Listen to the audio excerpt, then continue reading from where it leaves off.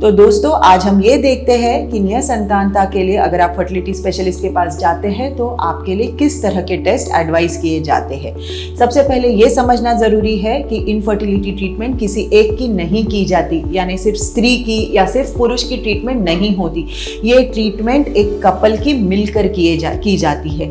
तो इसीलिए जब आप इनफर्टिलिटी स्पेशलिस्ट के पास जाते हैं गर्भधारण यानी कि प्रेगनेंसी प्लान करने के लिए या इनफर्टिलिटी ट्रीटमेंट के लिए, तो हस्बैंड और वाइफ मिलकर जाए तो एक सही तरह से उनकी जांच हो पाए और सही तरह से ट्रीटमेंट का एडवाइस मिल पाए। इनफर्टिलिटी टेस्ट में मेल्स का इवैल्यूएशन यानी पुरुष का टेस्ट करना ज़्यादा इजी हो जाता है। तो दोस्तों मेल का इवैल्यूएशन यानी पुरुष का टेस्ट करना ज़्यादा इजी होता है, इसीलिए पुरुष के लिए हम एक बेसिक सीमेन एनालिसिस एडवाइस करते हैं यानी कि वीर्य सैंपल का टेस्टिंग। ये जब पुरुष वीर्य सैंपल देते हैं तो इस सैंपल का एनालिसिस WHO गाइडलाइंस के हिसाब से होता है और इस एनालिसिस में 3 मुख्य पैरामीटर्स यानी स्पर्म का नंबर कैसा है, स्पर्म का काउंट कैसा है, स्पर्म की गतिशीलता यानी स्पर्म की मूवमेंट कैसी है और तीसरी बात स्पर्म के नॉर्मल फॉर्म्स कैसे हैं।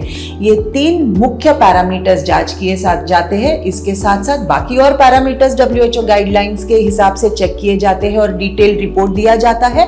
बट सबसे जरूरी ये 3 पैरामीटर्स होते हैं जिसके ऊपर निर्भर होता है कि हम आगे ट्रीटमेंट कैसी एडवाइस करें। तो पुरुष का टेस्ट करना एक बहुत ही सिंपल सरल तरीका है।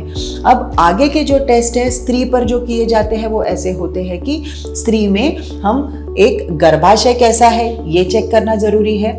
दूसरा ओवरीज में एग्स का नंबर यानी ओवेरियन रिजर्व कैसा है ये चेक करना जरूरी है।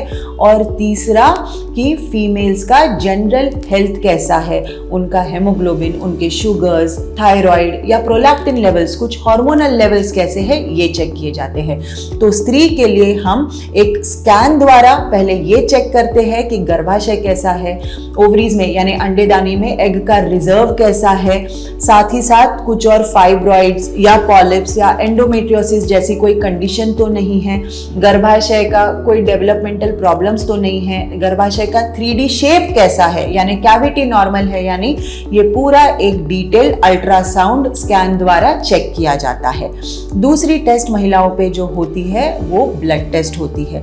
ब्लड टेस्ट महिलाओं की देखने के लिए एक जनरल हेल्थ देखने के लिए, जैसे उनका हेमोग्लोबिन, उनके ब्लड शुगर्स जो कि प्रेगनेंसी आने से पहले नॉर्मल होना जरूरी है जिससे कि प्रेगनेंसी में कॉम्प्लिकेशंस कम हो, और साथ ही साथ उनके हार्मोन्स कैसे हैं, उनका थायराइड हार्मोन, उनके प्रोलैक्टिन हार्मोन्स, उनका FSH, LH, E2, कुछ सिचुएशंस में ये चेक किया जाता है अगर पीरियड्स इरेगुलर हो तो ये कुछ ब्लड टेस्ट महिलाओं के लिए की जाती है। और साथ ही साथ इसमें सबसे इंपॉर्टेंट ब्लड टेस्ट ये होती है कि AMH द्वारा हम ये देखते हैं कि एग अंडेदानी में यानी ओवरीज में ओवेरियन रिजर्व कैसा है, और अगर महिला का एज 30 इयर्स के ऊपर हो और सबसे इंपॉर्टेंट 35 इयर्स के ऊपर हो तो AMH टेस्ट द्वारा हमको ओवेरियन रिजर्व का अंदाजा आ जाता है, जिससे हम ये डिसाइड कर पाए कि आगे प्रेगनेंसी प्लान करने तक इनके पास कितना समय हो।